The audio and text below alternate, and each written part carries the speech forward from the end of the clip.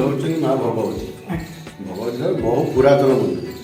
ଯେତେବେଳେ ଭଗବତୀ ପୂଜା ହେଉଥିଲେ ସେତେବେଳେ ଇଏ ନଈ ଭିତରେ ଇଏ ଭଗବତୀ ଆଉ ମହାଦେବ ରହିଛନ୍ତି। ପୁରାତନ ମନ୍ଦିର ଭଗବତୀ ଯେତେବେଳେ ପୂଜା ହେଉଥିଲେ ମହାଦେବ ସେତେବେଳେ ଏ ନଈ ଭିତରେ ପୋତି ହେଇକି ରହିଥିଲେ। ତେଣୁ ଇଏ ରାଜାଙ୍କ ଅମଳରେ ଏଠାରେ ମଧ୍ୟ ପୂଜକ ଯିଏ ରହିଛନ୍ତି ସେ ମଧ୍ୟ ସେହି ସମୟରେ ରହିଛନ୍ତି। ରାଜା ରାଜୁଡ଼ା ନାମରୁ ସେ ଆଡ଼କୁ ପୂଜକ ସ୍ୱତନ୍ତ୍ର ଖଞ୍ଜିଛନ୍ତି।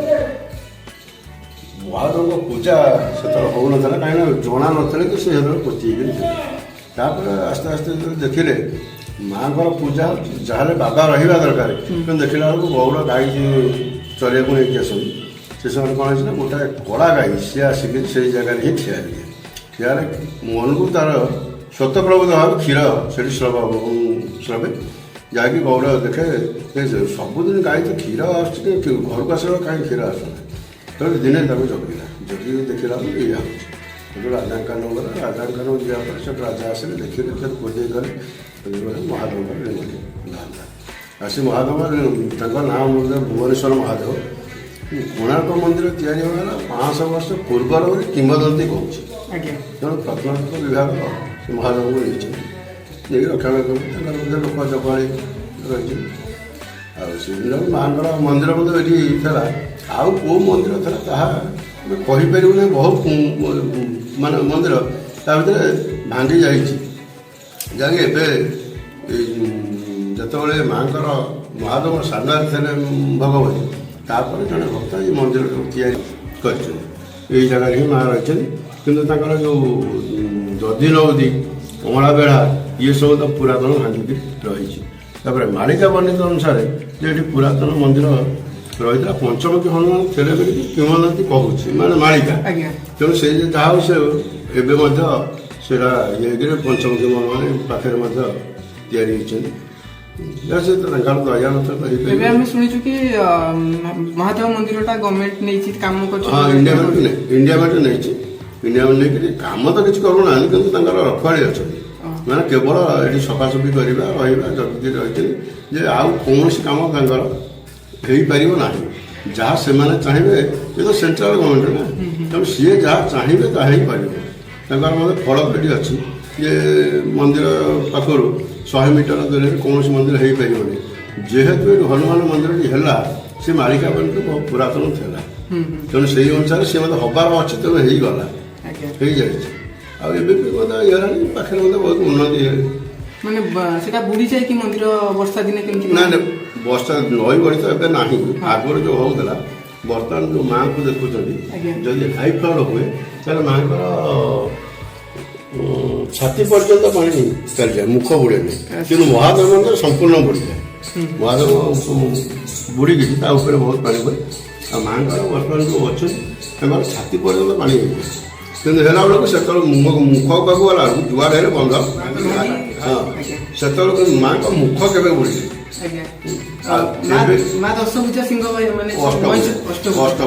ସିଂହ ବାହିନୀ ମହିଷାସୁର ମର୍ଦ୍ଦିନୀ ଇଏ ସମ୍ପୂର୍ଣ୍ଣ ଉଡ଼ଉଣୁ ଆଙ୍କର ଏଇ ମାଆଙ୍କର ମହାଦେବଙ୍କର ଗୋଟେ ଡାହାଣ ପାର୍ଶ୍ୱରେ ଯେଉଁ ଅଛି ମୂର୍ତ୍ତି, ବାମ ପାର୍ଶ୍ୱରେ ମହାଦେବଙ୍କର ବାମ ପାର୍ଶ୍ୱରେ ପ୍ରାୟ ପାର୍ବତୀ ଥାନ୍ତି।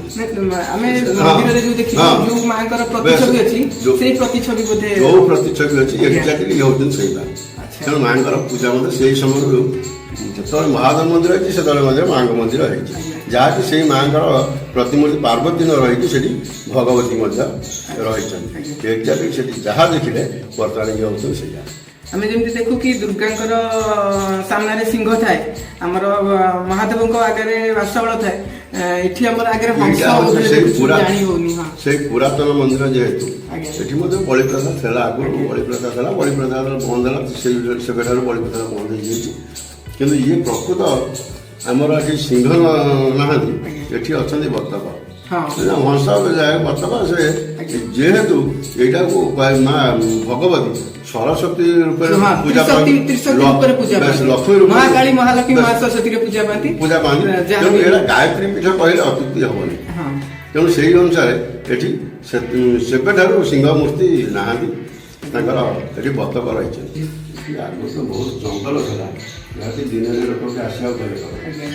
ତେଣୁ ଏଠି ସନ୍ଧ୍ୟା ଆଳତୀ ମଧ୍ୟ ଏପର୍ଯ୍ୟନ୍ତ ବି ହେଇନାହିଁ। ସନ୍ଧ୍ୟାବେଳେ ଏଠି ନାହିଁ କାହିଁକି ନା ଦିନରେ ମଧ୍ୟ ଏଠି ଏଟା ବାବା ବୁଲନ୍ତି ଆଜ୍ଞା ଯେତେବେଳେ ଆସେ ସେ ଦିନରେ ଆସେ କରିକି ଯାଏ ସନ୍ଧ୍ୟା ସମୟରେ ଏଇଟା ଆସେ ଯେତେବେଳେ ସେଇ ପ୍ରଥା ଚାଲିଛି ଯେହେତୁ ଆଗରୁ ନାହିଁ ବଣ ଥିଲା ନିଛାଟିଆ ଜାଗାରେ ମନ୍ଦିର ଥିଲା ଆସି ହଉନଥିଲା ଜଙ୍ଗଲ ଭିତରେ ଯେହେତୁ ହେଇନି ଗୋଟେ ପ୍ରଥାରେ ସେଥିପାଇଁ ହଉନି ସେଥିପାଇଁ ଦରକାର ପଡେ ସେଟା ସବୁ ପୁଣି ହବ ଆଜ୍ଞା ପର୍ବ ଭିତରେ ଆମର ମାଙ୍କର ହଉଛି ଦଶହରା 3 ଦିନ ଯାକ ଚଣ୍ଡୀ ପାଠ ହୁଏ ଦଶହରା ତ୍ରିଗୁଣାତ୍ମକ ପୂଜା ହୁଏ। ପୂଜା ହୁଏ ଆଉ ତ୍ରିଦିନାତ୍ମକ ପୂଜା ହୁଏ ଆଉ ମହାଦେବଙ୍କର ହଉଛି ଜାଗର ସେଟା ବହୁ ଆଡ଼ମ୍ବରରେ ମଧ୍ୟ ହୁଏ ଲୋକ 3-4 ହଜାର ଲୋକ ଏଠି ଶୀତଳ ଶାସନ କରନ୍ତି ଆଉ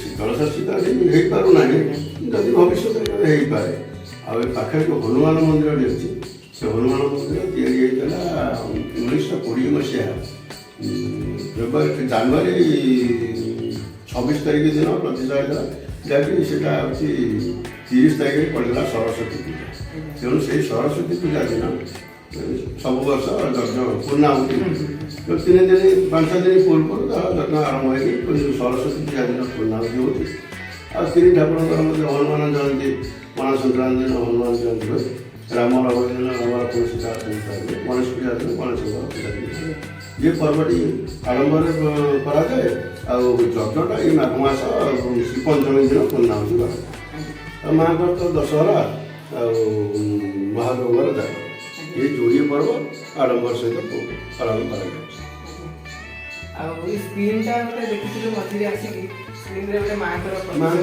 ହଁ ଜଣେ ଦେଇଛି ଆଜ୍ଞା ଜଣେ ଦାତା ସେ ଗୋଟେ ଦେଇଛନ୍ତି ଇଏ କରିକି ସେ ମାଙ୍କର ଯେ ମନ୍ଦିର ଏକ ବନ୍ଦ ଥାଏ ସେ ଫଟୋ ଦର୍ଶନ କରିବାକୁ ହଁ ଭଲ ଲାଗେ ସେଥିପାଇଁ ଆମେ ଦେଖିବା ପାଇଁ ଚାହୁଁଥିଲି ସ୍କ୍ରିନଟା ସ୍କ୍ରିନଟା ବି ମାଙ୍କର ବହୁତ ସୁନ୍ଦର ଏଇଟା ମା ଦୁର୍ଗାଙ୍କର ହଁ ଅଷ୍ଟଭୁଜା ଦୁର୍ଗାଙ୍କର ଜଣେ ଦାତା ଦେଇଛନ୍ତି ଆଜ୍ଞା ଧନ୍ୟବାଦ ଏଇଟା କୋଉ ଗାଁରେ ଯାଉଛି କେମିତି ଲୋକ କେମିତି ଜାଣିକି ଏ ମନ୍ଦିର ପାଖକୁ ଆସିପାରିବେ ଏଇଟା ହେଉଛି କ'ଣ ଆମର ଜଗତସିଂହପୁର ଡିଷ୍ଟ୍ରିକ୍ଟରେ ଯାଉଛି ବାଲିଆ ଷ୍ଟୋର ଯେଉଁ ଅଛି ବାଲିଆ ଷ୍ଟୋର ଆମର ଗୋଟେ ରାସ୍ତା ପଡ଼ିଛି 22 ମୌଜା ସେ 22 ମୌଜା ରୋଡ଼ରେ ଆସିଲେ ନଦୀବନ୍ଧରୁ ଦକ୍ଷିଣ ପଟ ରାସ୍ତାକୁ ଆସିଲେ ପଶ୍ଚିମ ପଟକୁ ଆସିଲେ ଅଳ୍ପ ଦୂରରେ ଗାଁ ନାଁଟା କ'ଣ ଗାଁ ନାଁ ହେଉଛି ବାଲିଆ ଗୋପୀନାଥ। ଧନ୍ୟବାଦ ନନା ଆପଣ ଏତେ ସବୁ ମନ୍ଦିର ବିଷୟରେ ପୁରାତନ ରହସ୍ୟ ବିଷୟରେ କହିଲେ।